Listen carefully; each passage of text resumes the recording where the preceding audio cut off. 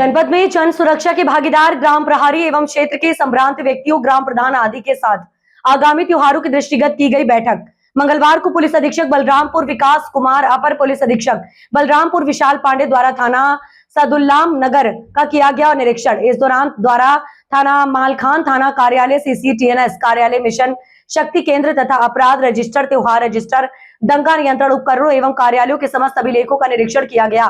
सभी लंबित मामलों, गंभीर अपराध, महिला एवं बाल अपराध आदि सभी मामलों की विशेष समीक्षा की गई। उसके बाद पुलिस अधीक्षक बलरामपुर विकास कुमार द्वारा आरक्षी बैरक तथा थाना आवास में आदि की साफ सफाई एवं स्वच्छता हेतु विशेष ध्यान देने हेतु संबंधित को निर्देशित किया गया। तत्पश्चात महोदय द्वारा जनपद में जन सुरक्षा के भागीदार ग्राम प्रहरी एवं क्षेत्र के संभ्रांत व्यक्तियों, ग्राम प्रधान आदि के साथ बैठक की गई। बैठक में उपस्थित सभी गणमान्य व्यक्तियों से महोदय द्वारा संवाद स्थापित कर थाना क्षेत्र में अपराध नियंत्रण, अफवाहों पर रोकथाम में सहयोग व किसी भी विषम परिस्थिति में तत्काल डायल 112 थाना स्थानीय पर सूचित कर महत्वपूर्ण सूचना तंत्र समन्वय स्थापित कर सामुदायिक पुलिसिंग को बढ़ावा देने हेतु अपील की गई। इस दौरान क्षेत्राधिकारी उतरौला श्री राघवेंद्र सिंह, थाना प्रभारी सादुल्ला नगर, वाचक पुलिस अधीक्षक व अन्य अधिकारी कर्मचारीगण मौजूद रहे। आपको मैं बता रहा हूँ अपने जीवन से जुड़ी एक कहानी बता रहा हूँ। जैसे आप लोग हैं वैसे हम भी जब बचपन में थे तो अपने घर में रहते थे। जब +1 +2 में तो बिना हेलमेट के जाया करते थे और पुलिस को चकमा देके निकलने में बड़ा खुशी महसूस होता था। तो सबके साथ ये कहानी होती है। लेकिन आपको बता रहे हैं कि जब हम लोग वहाँ से पढ़ने के लिए हम बैंगलोर गए तो वहाँ एक अपने साथी की रोड एक्सीडेंट में मृत्यु देखी। तब से ऐसा है कि बिना हेलमेट के बाहर घर से निकलते ही नहीं थे, पटना में भी, अपने घर में भी। तो ये दर्द जब इंसान करीब से देखता है तब उसको एहसास होता है, तब उसकी जरूरत महसूस होती है। तो हम लोग तो यही चाहेंगे कि आप लोग सब लोग हेलमेट पहन के निकले और पुलिस को ये कार्य करना ही न पड़े, पुलिस कोई और कार्य करे। आपको हेलमेट पहनाना सिखाना ये आपका काम है, आपके परिवार का काम है। तो व्यापार मंडल से हम अनुरोध करेंगे कि वो लोगों को इस बात के लिए प्रोत्साहित करें। और अब आप लोग के जो सुझाव थे उस दो ही सुझाव जिसमें मैंने बात कर लिया है। एक सुझाव सर, हाँ प्लीज बोलिए। डीजे जो चल रहा है ये रोड पर बजाते हुए निकलेंगे और गंतव्य स्थल तक जहाँ से चलेंगे वहाँ लक्ष्य तक पहुँचेंगे बजाते हुए, बीच में कहीं रोकते नहीं। तो बीच में जो भी जा रहा है, चाहे वो बाइक से हो चाहे 4 व्हीलर से हो, उनके अनुरूप जाएंगे। वो जैसे ये कार्यक्रम स्थल पे जाके सर अगर बचाएं, जहाँ से शुरू करें वहाँ बजाएं, जहाँ जाना है वहाँ बजाएं, तो बात समझ में आती है। देखिए, डीजे एक बहुत बड़ा न्यूसेंस है और इसके विरुद्ध अब प्रशासन और पुलिस बहुत सख्त हो गया है। तो हम लोग अब इसको कम कर रहे हैं और जैसा आप बता रहे हैं ये सब होगा और एक लिमिट के ऊपर जो बजा रहे हैं उनके विरुद्ध कार्रवाई भी होगी और जो आप कह रहे हैं कि रास्ते में न बजे वैसा भी होगा। ये हम लोग पूरा इंश्योर करेंगे, एकदम इंश्योर करेंगे। डीजे बहुत मार्केट में जाम लग गया, कंजेस्टेड एरिया है, तो 15-15 मिनट तक वो डीजे ही नहीं बंद करते, बजे करता है। उस जोश में उनको अगर कोई बोल दे तो तुरंत अग्रेसिव हो जाएंगे। नहीं, हम लोग अपने आप पुलिस पार्टी को ये हम लोग बताएंगे और इसको हम लोग इंश्योर करेंगे। अब मैं अपनी बातें कर रही तो आपकी बातें थी।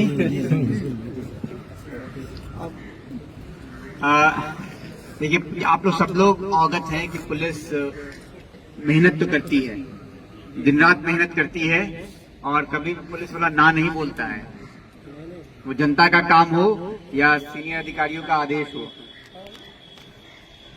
लेकिन चूंकि हम लोग सिविल पुलिस हैं, जनता के बीच में रह के काम करते हैं और जनता के साथ काम करते हैं, तो जनता की भी रिस्पॉन्सिबिलिटी बनती है कि वो पुलिस का सहयोग करें। आज के समय में ये चीज बहुत ही कम हो गया है। ये समाज में नैतिकता का पतन है, वो इसका कारण है। लेकिन उस पर न जाके हम आप सबसे ये अपील करेंगे कि आप ही हमारे आंख, कान और नाक हैं। कितनी भी पुलिस संख्या बढ़ जाए, आज 4.5 लाख पुलिस संख्या हो चुकी है, लेकिन हम हर जगह खड़े नहीं हो सकते हैं। आपने जो देखा, आपने जो सुना, वो जब तक आप हमें नहीं बताएंगे तो हमें कुछ मालूम ही नहीं चलेगा। हो सकता है आप परोक्ष रूप से बताना चाहें या प्रत्यक्ष रूप से।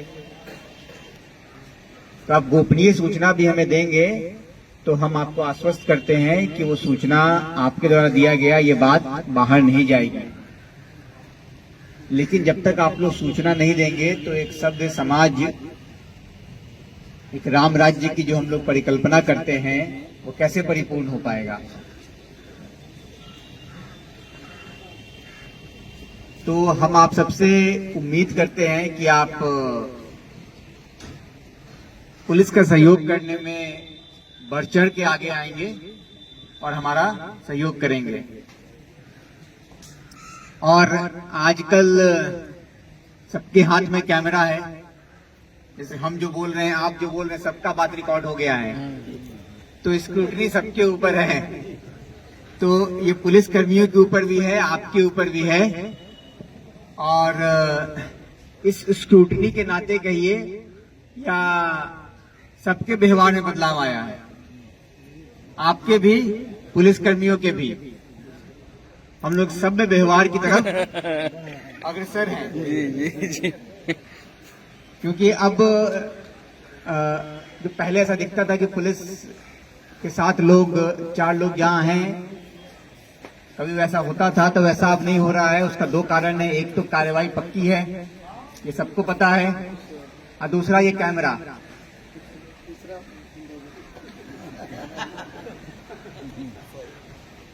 तो अब इसी से हम आपको जोड़ के एक बात ये बताना चाहते हैं कि हमारी पुलिस हाईटेक हो गई है और वो अब पुलिस जहां भी चेकिंग करती है वो कैमरा अपने में पहन के रखती है। बॉडी वन कैमरा सभी को दिया गया है और वो चेकिंग करती है तो पहन के रखती है। मेरा आप सबसे सिर्फ यही अनुरोध है कि जब भी पुलिस कोई कार्य कर रही है वो कानून के अंतर्गत कर रही है, और कानून के अंतर्गत कर रही है तो उसको वो कार्य करने दिया जाए, उसमें अवरोध उत्पन्न न किया जाए। और चूंकि अब जैसा मैंने बताया कैमरे का इंपॉर्टेंस उसके सामने है, अब कहीं भी हम लोग रेड करने जाते हैं, किसी को गिरफ्तार करने जाते हैं तो कैमरा पहनना अनिवार्य है। तो अगर मान लीजिए वो टीम कोई गलती करती है तो उस कैमरे में कैद होगा, लेकिन यदि आप भी गलती करते हैं तो उसमें कैद होगा।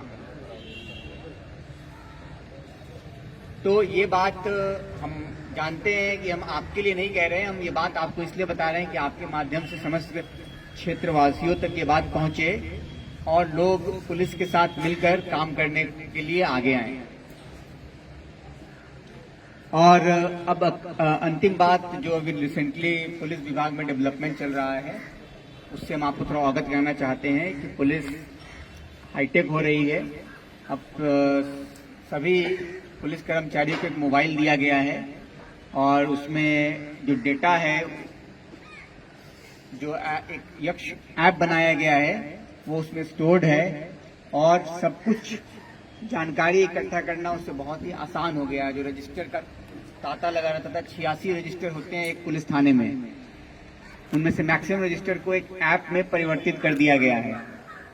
अब किसी को खोजना बड़ा आसान है। और कोई अनजान आदमी क्राइम करके चला जाएगा, उसका फोटो हम लोग डाल के उसका नाम पता कर लेंगे।